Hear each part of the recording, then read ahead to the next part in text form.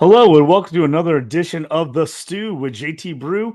I'm your host, Justin Taylor. Alongside me today is Cody Folden from the Dynasty Pros channel. Help me out as we caught college football betting week 0 starting this week. We've got a bunch ahead here on the show. The Stew begins now.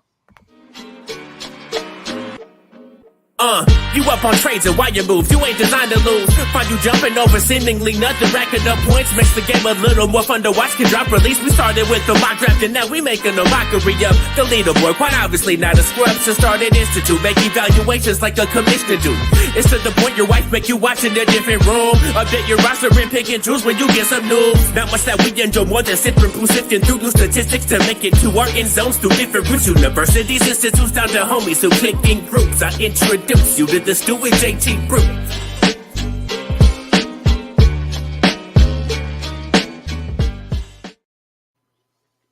Thanks to my guy Chase Baby for that original song for the intro here. Always like to shout out to him. Go to his Bandcamp, Chase Baby. Download his music, all kinds of good stuff on there. So check him out for sure. Cody, it is here. College football season. We've been waiting all summer to get some college football action, and week 0 is right around the corner. Starts on Saturday.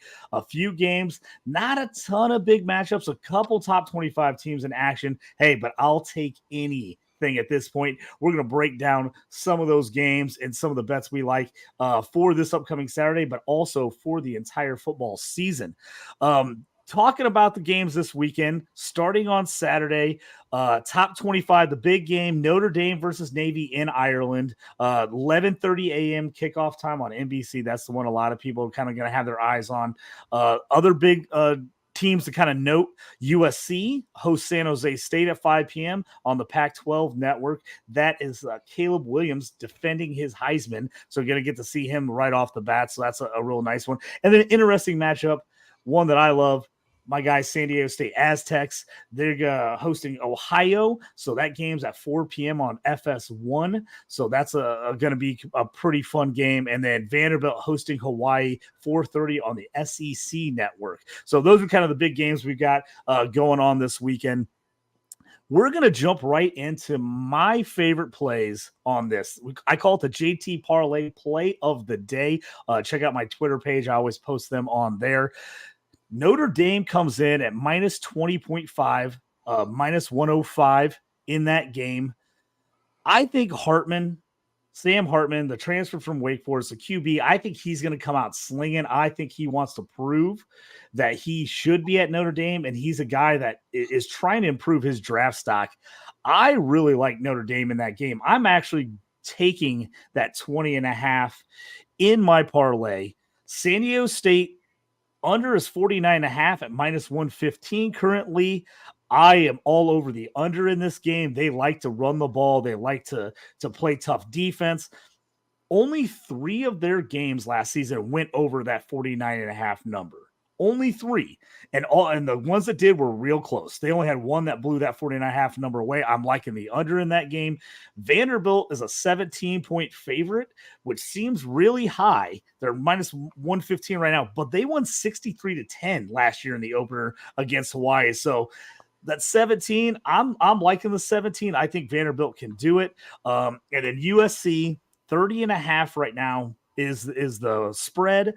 They're at minus 105 on that. I think they come out slinging. I think that they want to put up points. Caleb Williams is going to put them away early.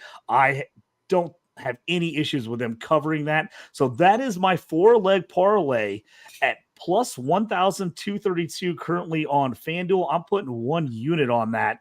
Notre Dame minus 20.5, San Diego State under 49.5, Vanderbilt minus 17, and the USC minus 30.5. What do you think about that? After looking at it, I really couldn't find a better parlay because everything that you've talked about, it makes sense. I mean, I think Hartman is going to come out and prove something, and that 20.5 number is pretty decent in my opinion because I don't think Navy's going to be as good. They lost a lot of good players on defense this last year. And then, I mean, you're just speaking the truth with SDSU with, 3 games that only went over their number from last year. So, I mean, betting the under is kind of the safe bet.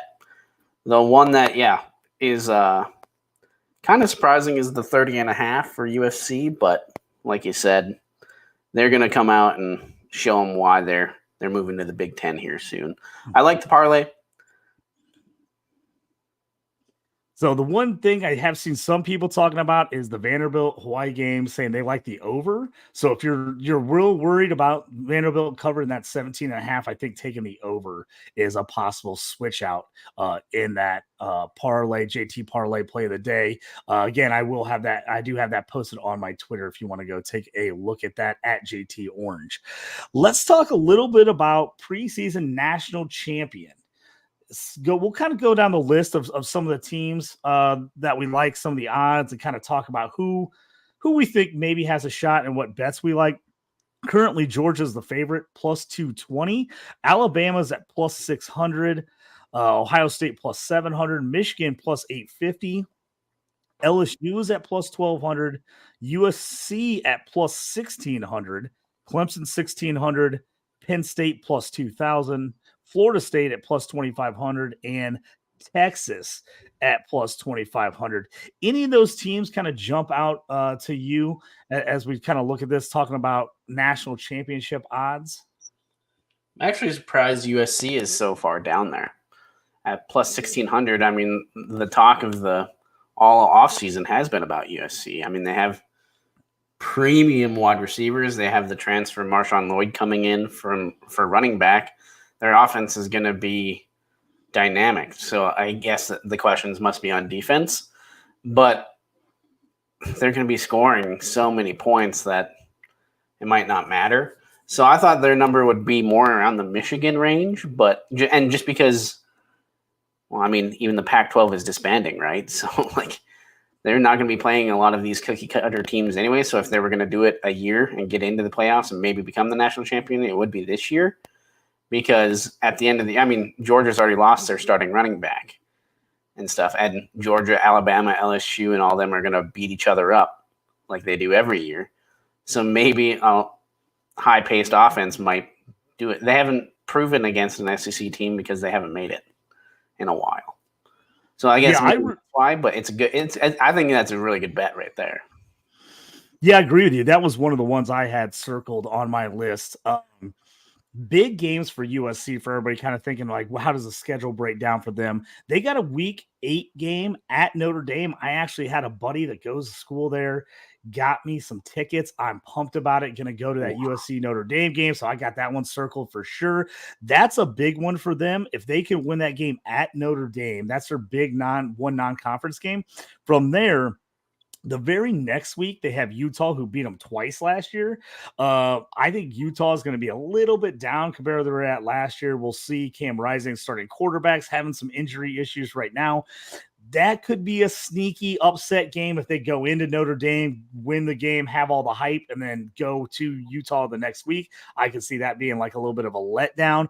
But other than that, they've got Washington and Oregon, week 11 and week 12. They're against home for Washington and at Oregon. Those are going to be, I think, their two toughest games in the Pac-12. I can see them wanting to go out with a bang, win the Pac-12, get in the national championship picture, and then say sayonara and head off to the Big Ten. I like that at plus 1,600. Obviously, the defense is a big question mark there. But I like that number. Another one that jumps out to me, one kind of farther down the list, was Florida State. I do like Florida State. Now, part of the reason I like Florida State is they just don't have a super tough schedule. Their big game, I think their season is going to hinge on, they got they're home for LSU in the season opener. So I think if you're jumping on a Florida State bet, you're all or nothing on that week 1 bet. That week 1 bet, because if they can beat LSU, their schedule really is favorable. I mean, after that, currently, preseason ranking number 9 Clemson in week 4. Other than that, it's a cake schedule. I mean, they got LSU and Clemson. So those are the two games. I think they've got a ton of talent on that Florida State team. Can the coaches pull it together and do it? That team was great down the stretch. at plus 2,500 just because of the schedule.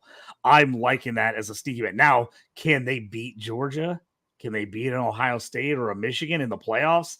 That's where it gets iffy for me. But if I'm looking at somewhere where I think is going to have a shot to get there, Florida State at plus 2,500 is what I'm liking. For sure. The favorite is obviously Georgia, plus 220. I mean, I like Georgia a lot. Plus 220 for national champion at the start of the year is just a tough bet for me. It's just a tough bet. Everything has to go right to win a national championship, but you're only getting plus 220 on there. Now, again, there are another ones with the SEC. You always look at huge schedule all the time. Man, they lucked out this year though. Home for Ole Miss in week 11 and at Tennessee week 12 are their two toughest opponents. No Alabama, no LSU. Now, granted, they'd have to get in the SEC championship game and won that game. But, man, it just feels like everything is setting up for Georgia. Obviously, a new quarterback. Carson Beck's just been named the starter, QB1. But that defense, absolutely loaded. Beck just doesn't he just has to not screw it up. Kind of Stetson Bennett did the last 2 years, but man, they've got so much talent on offense. Brock Bowers, Dominic Levet coming over from Missouri in the transfer.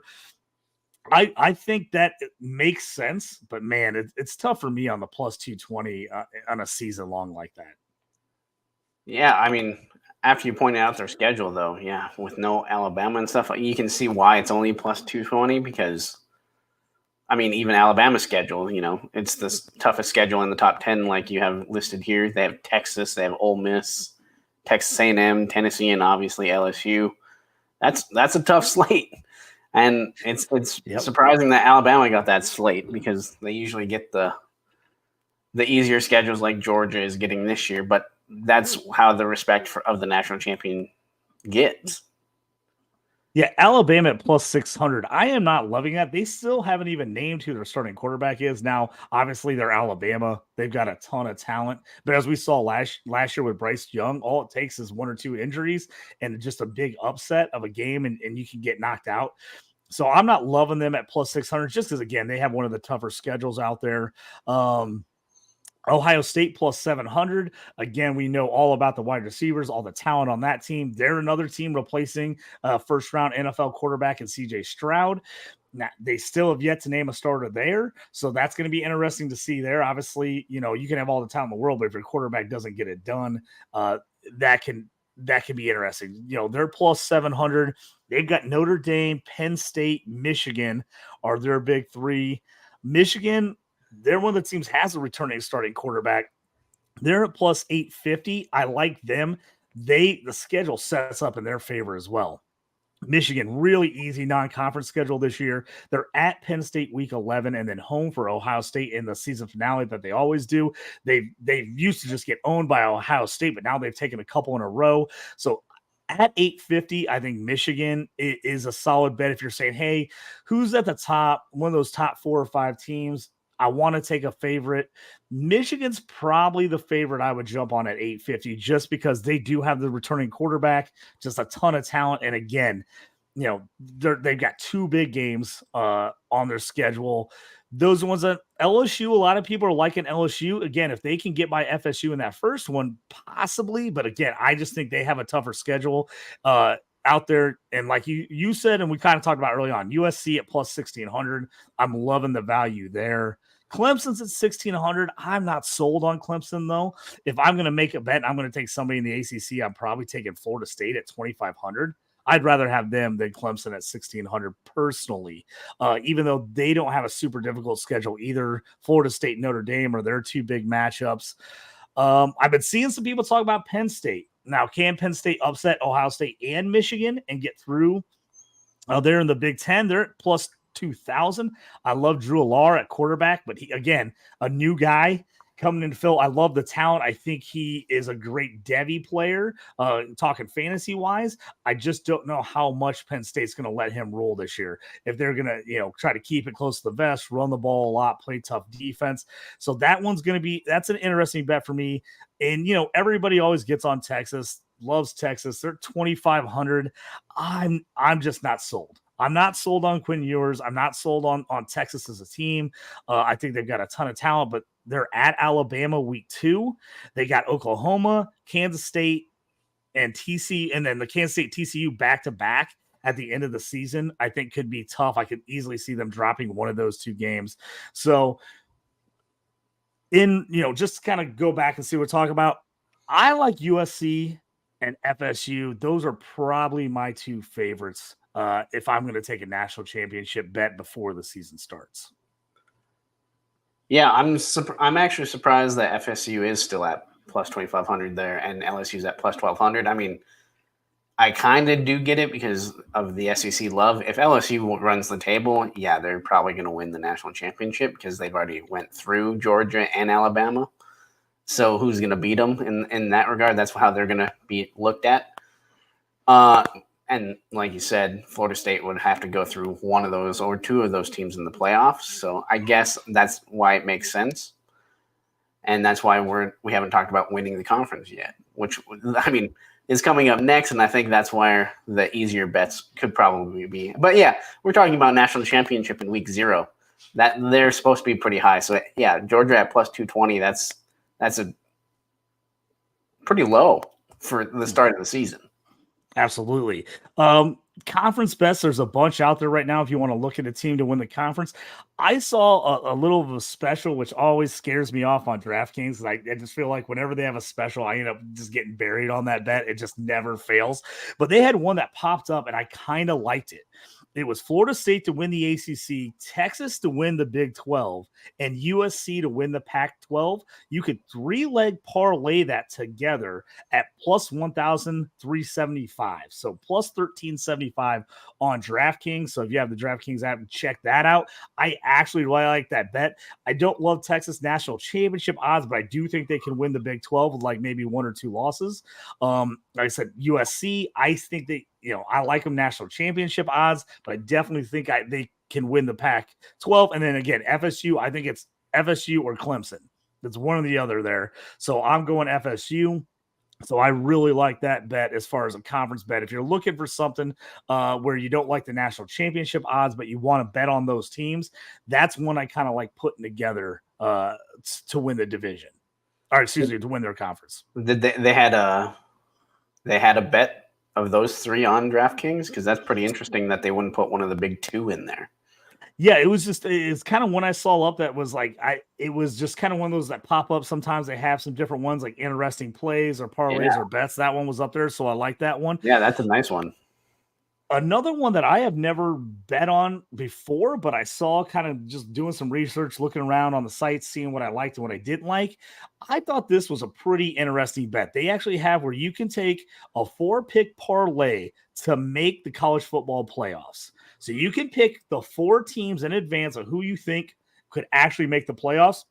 This one I loved, absolutely loved. You get Georgia at minus 220, Michigan at plus 125, USC at plus 250, and Florida State at plus 380. You can combine those 4-pick parlay, and you can do 5,398 on FanDuel.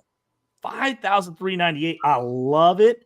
I think those teams have a chance to get in, especially if you don't think USC or Florida State can win it all, but you think they can get there.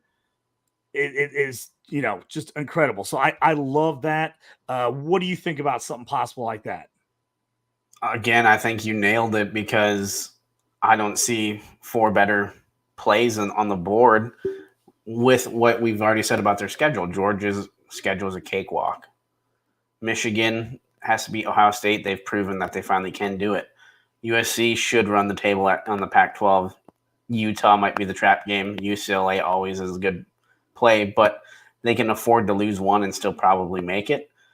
And FSU, like you said, if they can get past LSU week 1 and they run their table too and they beat Clemson, you're not going to find one with better odds, I think, or with those high of odds and feel pretty good about a bet. So I would say that those are the 4 teams that you should probably take. Now, maybe, getting into the range, I would assume that I didn't look it up beforehand, but I would assume maybe LSU Alabama might be in the plus 250, maybe plus 150 range too. So if you don't want to put, if you feel adamant that FSU is not going to make it, maybe just switching out that and making it probably in the plus 3,000 range. That might be another way to go. But because we all know that the College Football Playoff Committee favors SEC as well. So that might also be the case. And we've got a couple listener comments here. Let me pull them up. Real JW Sports says, biggest question this year, can Caleb Williams and USC, can he back his Heisman winning season, and can USC beat them this year? Can that be the team? He followed it up with Oregon, plain and simply, they have returning QB1, returning wide receiver 1 and 2. So real JW Sports likes Oregon in there instead of USC. You're definitely going to get longer odds with Oregon. I don't mind throwing that in there either. I think, you know, like you said, if you could do a Georgia, maybe you do a Georgia and Alabama, or Georgia, LSU, Oregon, Clemson. I even like that little matchup, throwing those together. So I think Oregon is going to be a sneaky good play. They're the team I'm worried about if I'm taking USC bets. I think Oregon maybe is that team that can beat them and get in.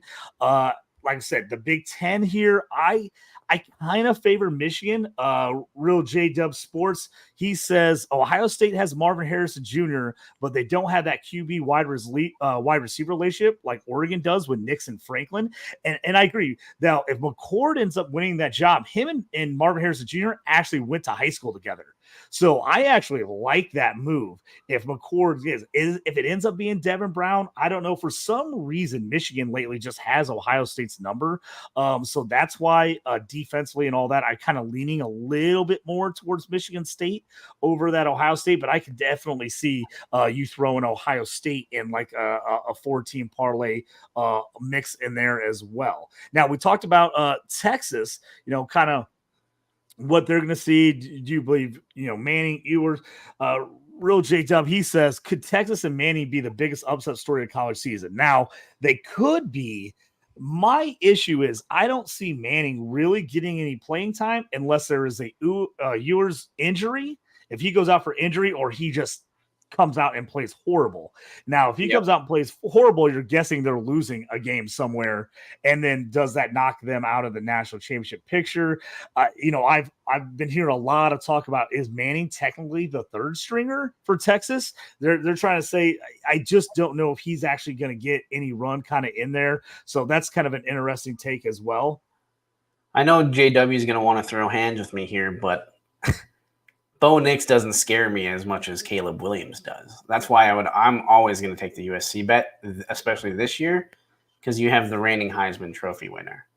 Now, the Heisman reigning trophy winner, he has that under his belt. He knows how to win it. So I think the only thing he hasn't done is win in the college football playoff. That's why I really like that parlay to get them in. Now, can they win it all? Probably not. We know Oregon can. So I would probably put my bet into USC anyways because of the prowess of Caleb Williams. We know what prospect he is and what prospect Bo Nix is. I'm taking Caleb Williams 10 times out of 10. That's why I think those bets are better in that regard. Yeah, there's all kinds of over-under bets out there. We're going to jump into just a couple that are kind of sticking out in my mind here when I was just kind of looking through here. I'll have some more as the season gets along, but some that kind of jumped out to me. Like I said, Florida State is a team I'm like, their under-over right now is at 9.5. It's minus 144, so I hate to give up that much on a 144. If you can parlay it with someone else, I kind of like it. But again, they're going to get 12 or 13 games. So even if they lose 2 and they go 11-2, if they make the ACC championship and win that, they're over. I just love that bet. Like I said, looking at their schedule, I only see like really 2 games that they probably could lose. I mean, like I said, you got LSU and Clemson. It's one of the easiest schedules. Yeah, and they play North Carolina. Yes, but that might be the only other one. Yeah, they're going to be favored in that game. But again, I think 10-2, you still cover there. So I like the over wins there. The betting public is going wild on this one. Colorado with Neon Deion Sanders, a head coach. It is the number 1 bet over under right now on FanDuel and a bunch of other sites. They're right now sitting at 3.5 wins over under. They won one game last year. Now they have a ton of talent coming in. I like Shedeur Sanders at QB. I think this team is going to be improved. Now, how much improved is the big question.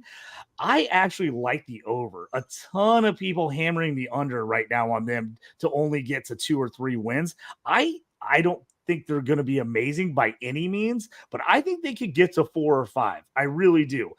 This team is going to be much improved. It's a high scoring Pac-12. I just think there's going to be a lot more excitement around this team. I think they're going to have the energy, the QB play. I'm taking the over because it's plus 126 right now. So I love getting that plus odds at the over. I think they can get to 4 wins. I agree with you wholeheartedly. And for the reason of the Pac-12, yeah, I mean, they've had so many transfers come in. They have Deion Sanders now. I think it's criminal not to take the over because they're going to have some consistency for once. Now, what's the most consistent thing about the Pac-12 teams? They're inconsistent. Arizona is not going to beat, or they're not going to beat, or Arizona's not going to beat Colorado. Oregon State's not going to beat Colorado. There's a bunch of teams that you can say, yeah, if they're tied up in the fourth quarter, I'm going to bet on Deion. So I think, I mean, there is no disrespect to Coach Prime, but the Pac-12 is different than the SWAC, yes, but we've already seen him take those 5-star recruits and have them play and make Jackson State what they were in 2 years. I think they can do that in Colorado too because he's got way bigger of a NIL deals and payroll and all that kind of stuff. So they didn't bring him in not to win more than 3 games. They're going to change the culture, and 4 wins is an easy over bet for me. Yeah, I like it. USC, it's minus 170 right now at 9.5. Again, like I said, if they can get go 10-2, that's an over. That's what I'm looking at. If I could parlay it with something, minus 170, I love. A sneaky bet I like is University of Texas San Antonio. They got my boy Harris at QB. I love him in CFF and C2C leagues. So they're a team that's kind of off the beaten path. They're in a new conference this year. I got them over 7.5 wins at minus 154. I think they can get to 8 or 9 in that new division. 2 ones I saw from my guy. I got to shout him out. Nick the Picker wanted to try to come on the show tonight. Couldn't make it. Had so illness in the family.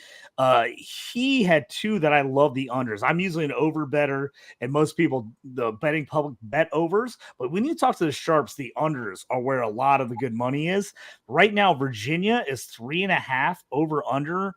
Under was minus 154. He loved that bet. I agree. I think Virginia is going to be terrible. And then Northwestern was 3 over under wins. They're at minus 115. I'm taking the under. All the things that's happened in the offseason, they lost their best player.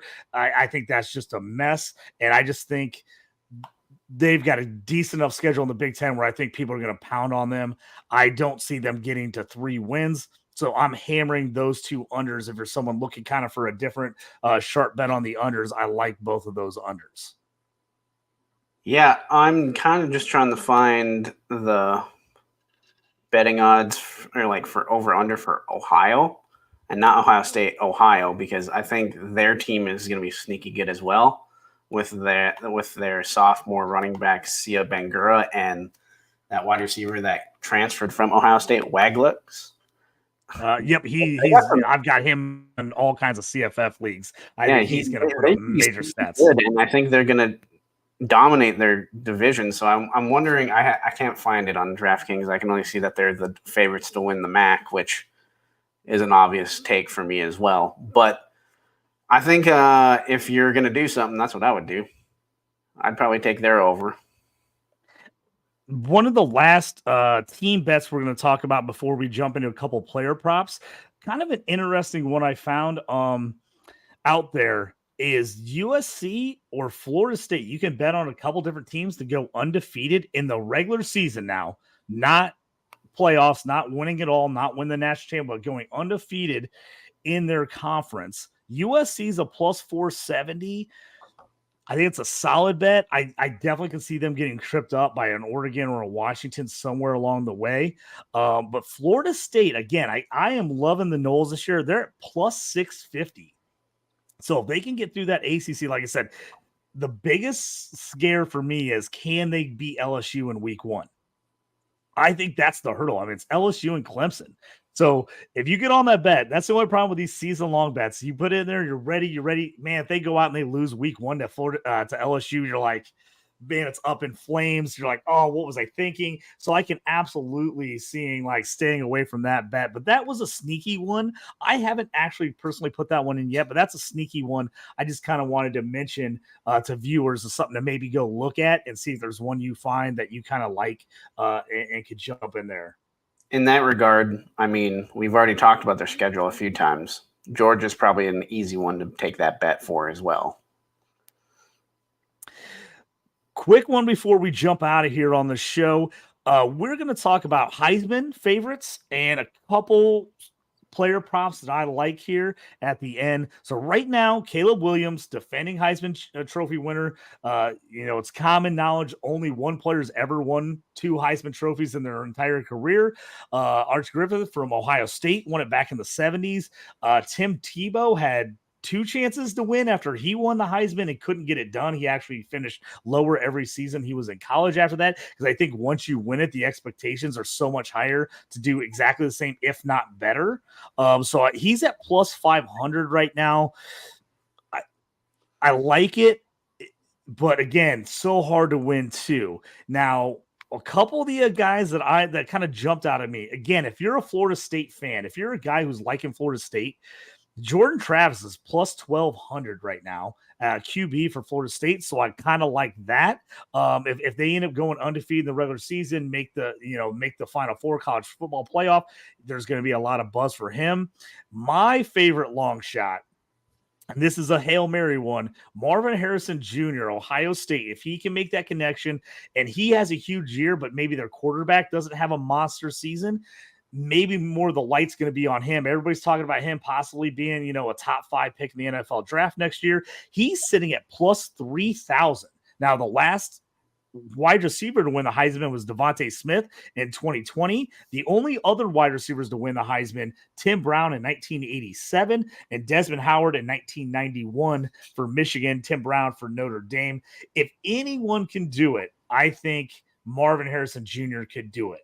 If he just electrifies this year and the quarterback, maybe it's a controversy. Maybe they play both guys a little bit and he ends up being the star of the stars, which I think he can do. I like that plus 3,000. I have no problem throwing, 10 or 15 bucks on that, to get me a $300 payout. So he's kind of my guy I'm eyeing there. The absolute crazy one that I think is if he stays healthy, he could go snag the Heisman. Absolutely. I agree with Real J-Dub Sports on there.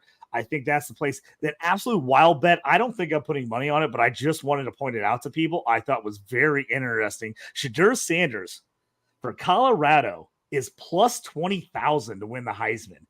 If you go from Jackson State to winning the Heisman would be wild. Now, do I think that's going to happen? No, because I don't think Colorado is going to be in the picture enough. As we've seen, the Heisman, a lot of times your team has to be really good, or people just kind of ignore you when it comes to the Heisman voting. But that was one I'm not putting my own money on that one, but I thought was kind of an interesting bet. Is there anybody that kind of sticks out in your mind that you like either on this list or another player you think might have a decent shot at the Heisman?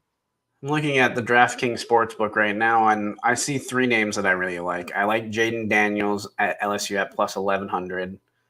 I really like Sam Hartman at plus 1,600, and I like Drew Aller at plus 2,500, because those are 3 teams that I think if they run the table, their quarterbacks are going to be in that Heisman race. So you might as well get the good bets in right now on it. And I think those are 3 decent options because, like you said, 82% of the time it's a quarterback. So you might as well hedge your bet. Yeah, if Notre Dame has a monster year, Hartman, I think, could be in the mix. If Penn State somehow upsets Michigan and Ohio State and wins the Big Ten, I think you're right. Drew Aller could be that guy that is right there in the mix. Real J-Dub Sports says, would it be his game or his name that leads to the Heisman for Shedeur Sanders? I think it's a little bit of both.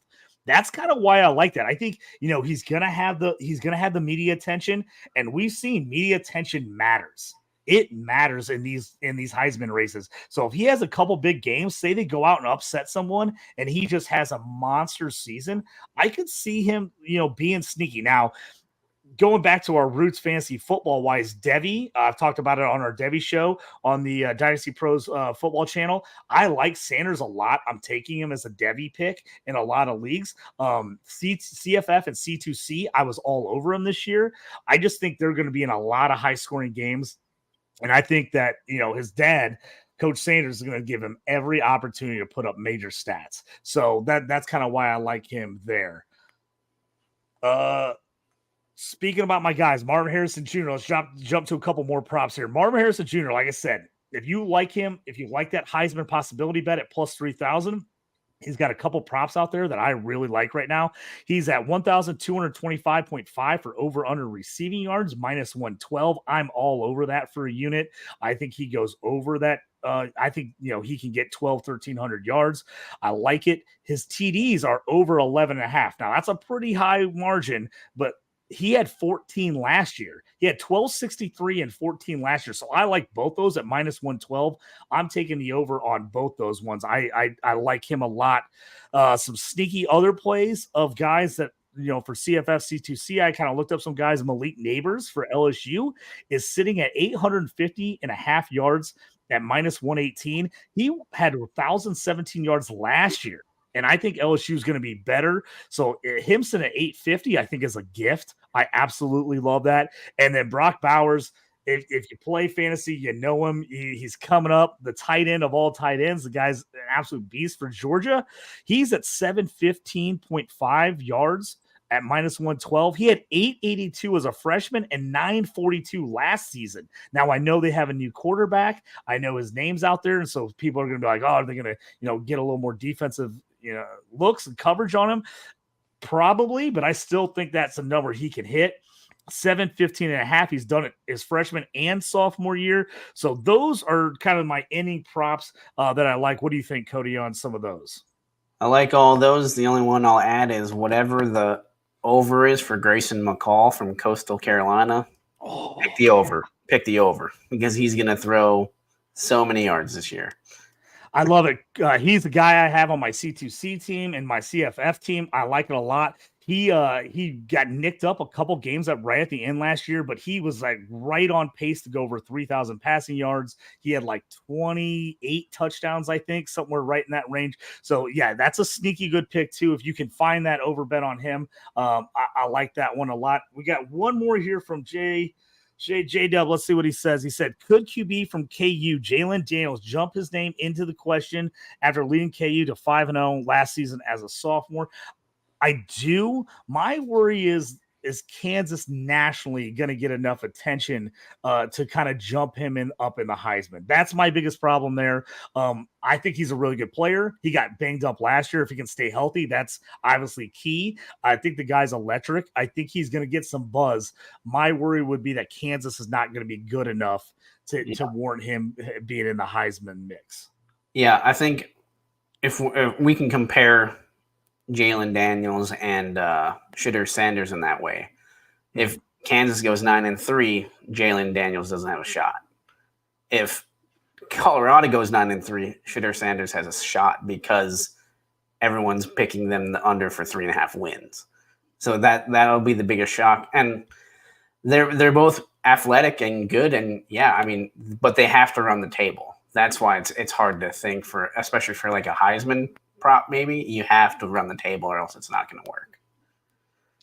One more here from J-Dub. I appreciate you sending in comments on the show. Make sure you guys get on YouTube and watch us live. You can comment, ask us questions. It says, wonderful, great show, guys. Dynasty Pros Football knows their game. We appreciate it, man. Thanks so much. Before we get out of here, make sure you check me out here on the Stew. We're going to be doing gambling segments all season, college football and pro football ones. We're pumped about week 0. Cody, tell everybody where they can find you at. Find me on Twitter at Cody Folden, or I guess X now. Sorry, I always mess that up. And then I write for Dynasty Pros, so you can find my written content there. And I'm doing some podcasts for Going for Two and for Dynasty Pros as well. Awesome. Yep. I like to call it X Twitter now. There you go. That's my new name for it. It's X Twitter. Go there. You can find me at JT Orange. Any kind of questions, stuff there, look that up. Also follow the show, JT Brew Stew, to get all of our shows live when we're coming up, all that. On the Dynasty Pros YouTube channel, check out the stew, subscribe to that. We're on Spotify, Apple Podcasts, all those great things. So check that out if you want to do just listen instead of watch as well. If you're into IDP, check out my content on DLF. I am an IDP ranker and write IDP articles that will come out every couple of weeks during the season there. But definitely check out the channel. You can see me on the Devi show once the season starts. We talk about all these college football players. We'll talk about that every I think it's going to be every Tuesday once the season starts, but definitely come back. We're going to have college football. We're going to have pro football every week on the stew during the season. We'll hit you up with prop bets we love and, straight up game bets and parlays. And obviously got to have the JT parlay play of the day is always going to be on there. I always post that on my Twitter as well. Thanks, Cody, for joining us. I'm JT. I appreciate everyone watching the show. Make sure you check us out everywhere that you listen to podcasts, all that good stuff. May your draft picks hit and the trading never quit. We're out.